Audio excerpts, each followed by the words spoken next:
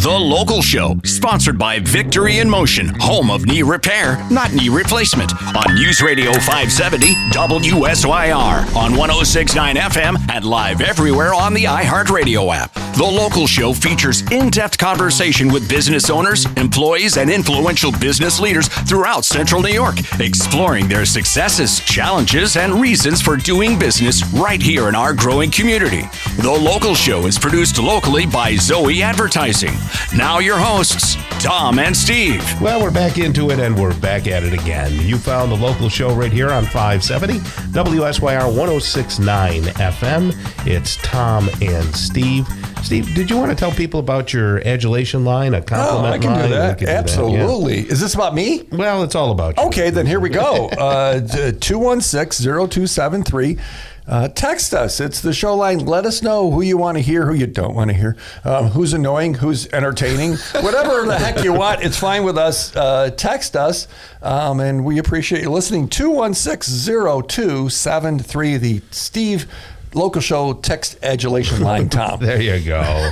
And speaking of annoying people, Hey, wait a minute.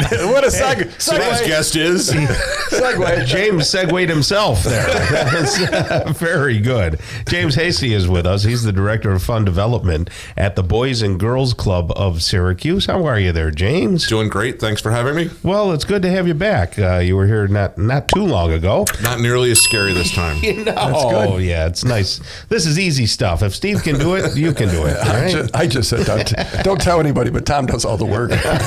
Well, tell us about the Boys and Girls Club of Syracuse, what the mission is, and what the impact is on our local community here. Sure thing. We have 3 club houses downtown Syracuse, one on the near west side, the near south side, and the near east side. The east side, we have kids anywhere from 5 to 18.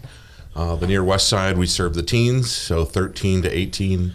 And then on the south side, we serve, really focus on the kids, 5 to 12. I see. And what is the Boys and Girls Club? Is it just a social organization? Do you play polo, or is it Right. what's it for? No, it's a organization that's been around for 130 years that focuses on, really providing kids with direction, mentors, positive programming that enriches their futures, workforce development, academic preparation, healthy lifestyles. We have some really cool field trips thanks to the Bayheims and Nye Auto. We have 5 great vans that take the kids on awesome field trips, anywhere from apple picking in Lafayette to basketball games, of course, to root on the orange. They're going to, thanks to a new relationship with the football team, they're going to be invited to a tailgate party this April. The older kids will go visit colleges. Pretty much all sorts of cool field trips and great programming just to help these kids get an edge on life. So these are mostly city-bound kids. Is that fair? Yes. In fact, I got to drive the van for the first time the other day, and I sat next to a young, one of our young youth development specialists who kept the kids really in order. They weren't allowed to kind of carry on the bus. They had to keep quiet, stay off their cell phones.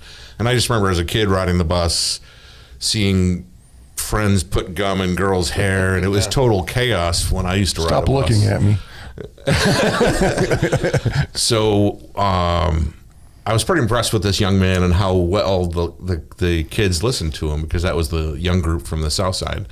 And afterwards, when the kids went to their pizza party, which is where we were taking them, I asked him about that. I said, you're really good with kids. Yeah. And he said it was important to him because he grew up on the south side, to help these kids respect authority and to listen to him as a trusted adult. Because, and what shocked me was when they turned 11 to 12, he said to me, that's the age where they either make the right turn or some of the gangs in the area get their arms around them. Oh my goodness! So is this an employee or a volunteer? Or this individual? No, he's one of our full timers. He's a full-time employee. Yep, we have 7 full-time employees and another, I think, 15 part-timers. Okay. Are you ever looking for employees, or are things pretty okay staffed up wise? We're looking right now for. I think we just hired a office manager and we're interviewing now for a unit director for our East Fayette Club. Okay. Which reminds me of another story I wanted to share with you today. Yeah, please. On Friday, one of the little girls came into my office with her friends, and they like to ask me what I do and what I'm doing. How do you answer that question? I usually say, get off my computer. No, I usually tell them I'm here to raise money for you, because they really do treat the clubhouses like they are their clubhouses. So I'm just a guest in their clubhouse. That's how it really feels. They take ownership of these facilities. So little girls want to know who I am and what I'm doing in their clubhouse. And sadly, she asked me how long I was going to stay. So we kind of have a history of employees coming to us and then after a year or two building their resume and then getting offers from other nonprofits in Syracuse. So we are working hard to try and increase our funding so we can raise our compensation. Right. But that was sad. Like, how long are you going to stay? Yeah. Let me fill in the blank. Right. Because I've been abandoned before. Maybe. Right. Right. Maybe, just maybe. Yeah. So that touches the heart of some of the challenges in the city and things. And that also reminds me, the first month I was there, I spent the first 30 days in a fire drill, smiling and dialing, selling tables for Hoops for I Hope. remember that. That's why I was here the last time. I remember It was that. like, how you doing? I go, well, I got 30 days to sell 34 tables. We did it. We sold out. And after that first month, I started to get to know the kids a little bit more because my office door was open and I was mixing with them in the gym and getting to know some of the kids. And the real turning point for me was one little girl had a bit of a temper tantrum and thrown her dinner on the ground, and one of our youth development specialists was trying to teach her some character building and encouraging her to clean it up herself. And at the time, the moms were coming to pick up the kids, and there's a rule where the adults have to stay in the lobby; they can't come into the club. And so I saw sort of the drama unfolding, and I just jumped in and cleaned up her dinner, which is something I don't do at home. Right. But she was crying, her mom was crying, and I just said, "Hey, I got this," and cleaned up their dinner. The next day, the girl, I could hear her telling all of her friends, "That's the guy that helped me clean up." So now she hugs me when she sees me, and she tells all the other kids how cool I am. Oh, that's fun. So that was the turning point. After that, the kids really adopted me as one of their own. So there's a social component. There's also an educational component. After school things, do you ever look for tutors or tell me about how someone could maybe get involved with a young person and help? Sure. So right now, for the next 7 weeks, the football team from SU is coming in to work with the kids in the programming, serving as mentors. They're going to be working with them in the classrooms.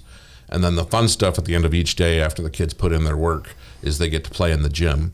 So for the next 7 weeks, they're going to be playing in the gym with football players from SU. Wow. Which is kind of a treat. that is kind of fun. But we get Lemoyne lacrosse players in. The men's basketball team from Lemoyne actually volunteered at our hoops booth during winter fair. So we're always looking we have a steady stream of Syracuse interns that really care about the kids. Okay. But yeah, we're always looking for volunteers and mentors. Yeah, I never knew what the Boys and Girls Club was, Tom. Either did I. I was like confused. Yeah. Maybe even as a kid, I saw, well, there's Boys and Girls Club, but we lived down in the swamps. There was, we didn't have anything like that. Yeah.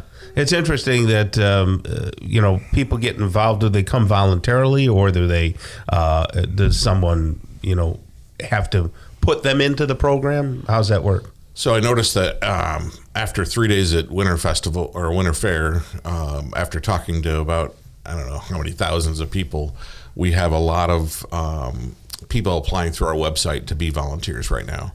So I think over the last few days, we've been getting 3 or 4 applications a day, and then everybody has to go through a background check. And before you can come into the club, you've got to pass the background check and some other steps through the application. And then you come in for an orientation, and one of our staff basically gives you a job and lets you start working with the kids. So Boys and Girls Club of Syracuse, BGCS Syracuse, BGC Syracuse.org. That information is all there? Yes. Okay, and this is a great place. I know you're in charge of really fundraising. That's your thing. What a great thing to give towards that makes a difference. So appreciate you doing what you do, man. Can I plug our text number? Real quick, go for it. Text BGCS to 44321 if you want to help Syracuse youth. Okay, so BGCS at 44321. Thanks, Steve. All right.